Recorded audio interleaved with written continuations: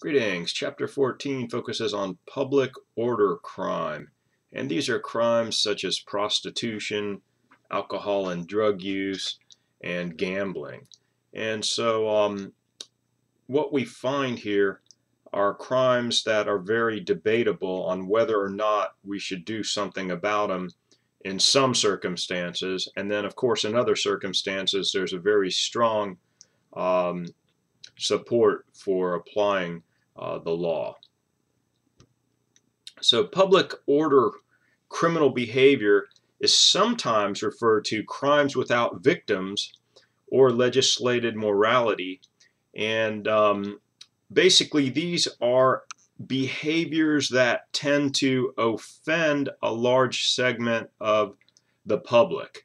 And so that's where we get this definition. The whole idea of crimes without victims or victimless crimes gets a lot of debate going often because some claim there are victims and some claim there are not. And of course, a lot of times that's going to depend on the situation. Obviously, with prostitution, there's a big difference if it's child prostitution versus an adult who enters the prostitution arena with his or her total free will and consent, if you will, although some would argue that the person doesn't really have full free will and consent or is at risk for criminal victimization and the like. So there's still a lot of debate about this. Certainly there is with alcohol and drugs, and currently one of the big debates is the decriminalization or legalization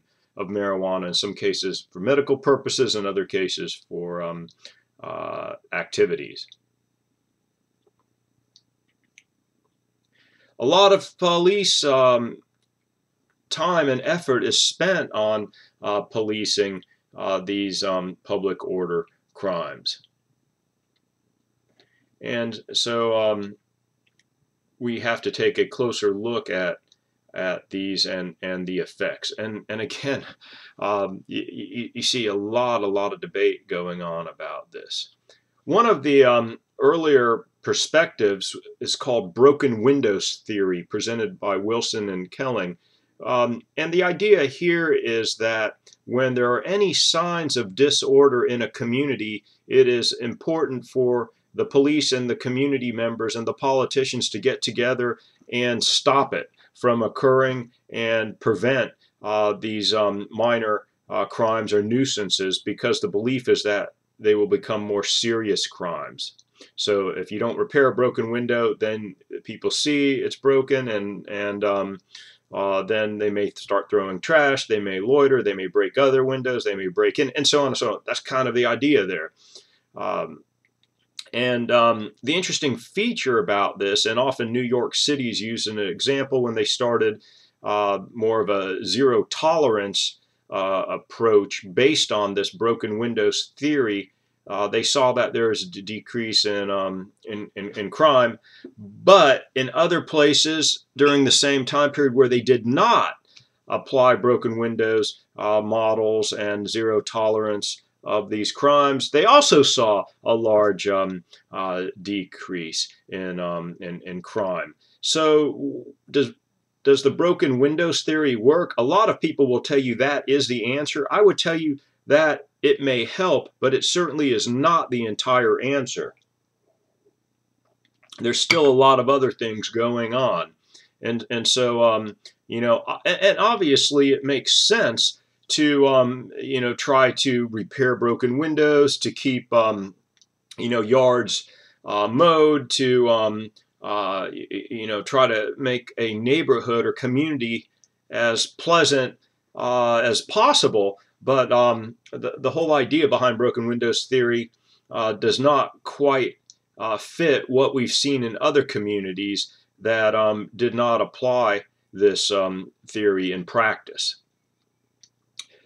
Your author discusses prostitution, or the practice of having sexual relations for money, basically. And interestingly, your author talks about the definition of the practice of having sexual relations with emotional indifference on a promiscuous basis. And I think there would be some argument about that. The emotional aspects. I would ask some prostitutes regarding that. I mean, certainly some may like some of their clients and dislike others, and some may like the profession, some may dislike it, some may, and so the whole idea there is needs to be addressed more. And basically, prostitution is a very old profession, and it's been resistant to getting rid of it. Basically, it's been here for years and years and years. It's worldwide, and basically there's some different concerns. It's in the United States. It's in the United States, you find that there are few places where prostitution is not considered to be criminal behavior. And some of you may have heard of the Chicken Ranch in Nevada, where prostitution is regulated and conducted as a regular business. And there's a lot of debate on whether or not it's worthwhile to carry out the criminalization of prostitution. If in the short run or even long run, it actually costs a lot more, wastes valuable resources and time, and creates more problems than it solves.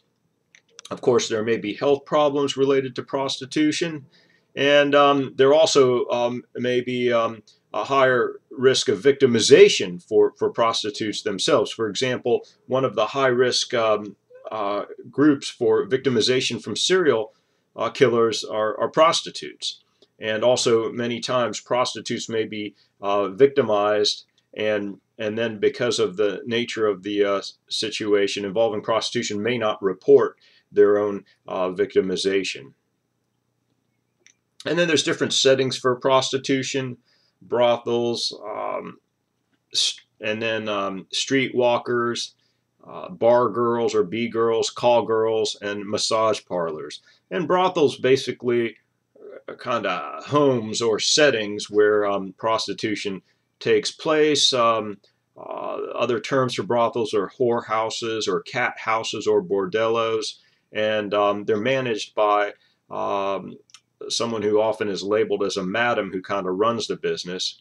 Streetwalkers do their business in the streets, thus the name streetwalkers, also referred to with the slang term hookers. And then there may be pimps who manage the streetwalkers and collect large sums of money. And then bar girls or B-girls are common in cities, and so, interestingly enough, I talked to some city officials who claim there's no prostitution in their cities, but yet I've talked to other people who clearly claim otherwise. So there's kind of that political component to it as well. And then call girls are the top of the prostitution profession, working in escort services, and usually are much more selective of their clientele. Some of you may remember the movie Pretty Woman. Actually, that was a very, very long time ago with Julia Roberts and Richard Gere. And also we have massage parlors where sex may be sold under the the disguise of a health spa or a massage service, a legitimate massage service.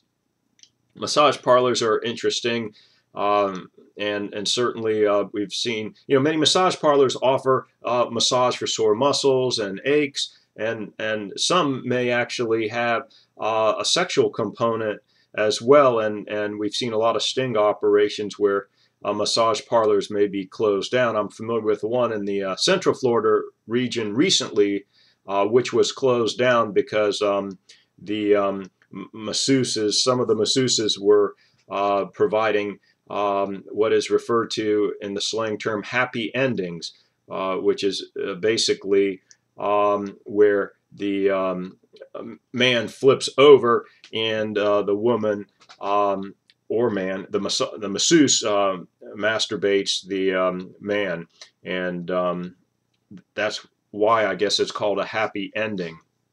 That was a big faux pas with Friendly's ice cream when they used to advertise a happy ending with your hamburger and fries. And they had big signs that said free happy ending with, the burger plate or whatever. And once they found out that there was another terminology for that used in the illicit massage prostitution world, they desisted from using that term. And then also there's different terms that are used. For example, the customer of a prostitute is referred to as a John.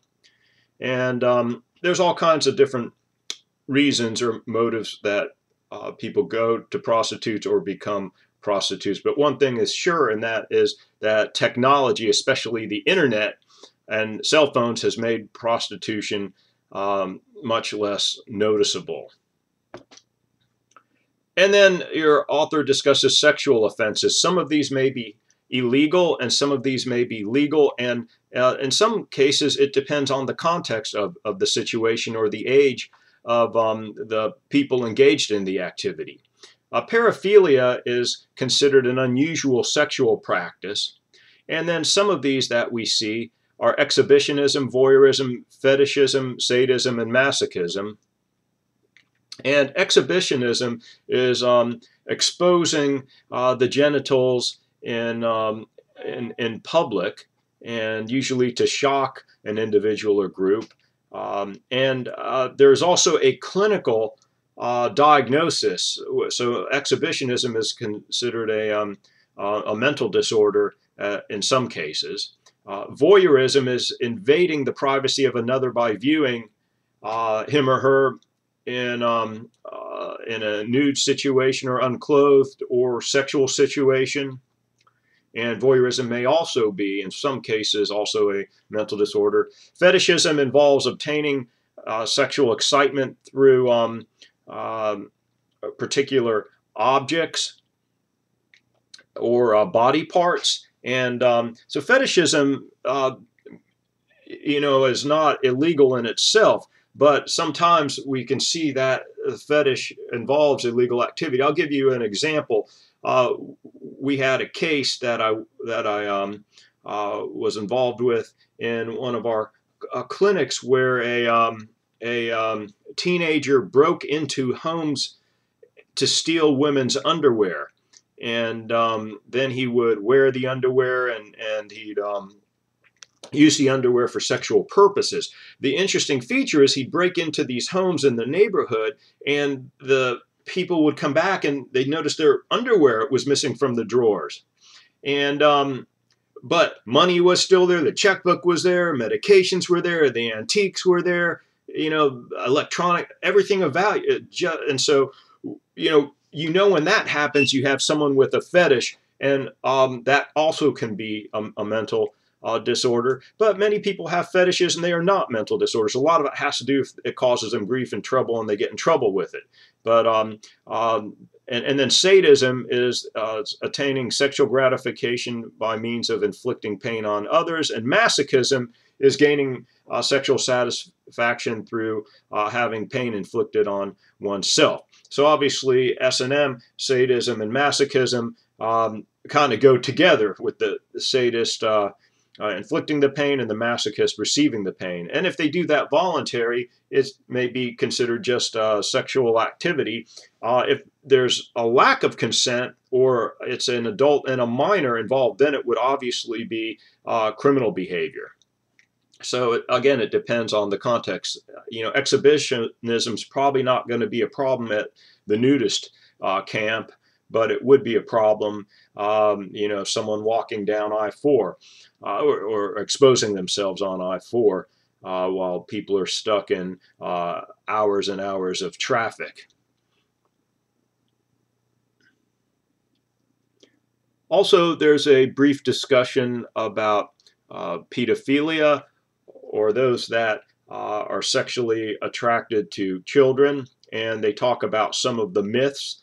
Pedophilia is considered a mental disorder, but a pedophilia or someone who would be diagnosed with pedophilia and someone who is considered a child molester may not fall into the same category. In other words, there may be pedophiliacs who do not actually behaviorally carry out child sexual abuse, and there may be child molesters who do not fit the diagnostic category of pedophilia. Usually, we see that there are a variety of myths. For example, it is a myth that child molesters are usually strangers. Usually, the child molester and the child victim know each other. And then it is a myth that most child molesters will be caught and jailed. Most are not caught, and if they are caught, it's relatively rare for them to go to prison. Your author points out fewer than 10% of convicted felon child molesters go to prison.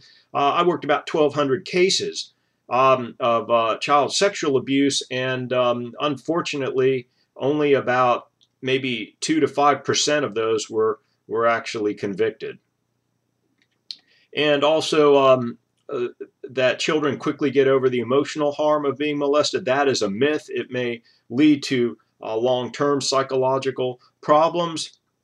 And so there's some information about those sexual offenses and then typologies of different types of molesters.